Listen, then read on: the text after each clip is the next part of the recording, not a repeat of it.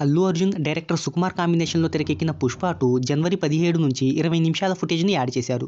మరి ఆ ప్లాన్ ఎంతవరకు వర్కౌట్ అయిందని తెలుసుకోబోయే ముందు ఒక చిన్న రిక్వెస్ట్, మన ఛానల్లోని వీడియోస్ చూసి నచ్చితే సబ్స్క్రైబ్ చేసి లైక్ కొట్టి షేర్ చేయండి. సాంకేతిక నిపుణుల రెమ్యునరేషన్తో పాటు ప్రమోషనల్ కార్యక్రమాలతో అన్నీ కలుపుకొని 'పుష్ప 2'ని 450 కోట్లకు పైగా భారీ బడ్జెట్తో మైత్రి మూవీ మేకర్స్ నిర్మించారు. ఈ చిత్రం 1000 కోట్ల బిజినెస్ జరుపుకొని అందరినీ ఆశ్చర్యపరిచింది.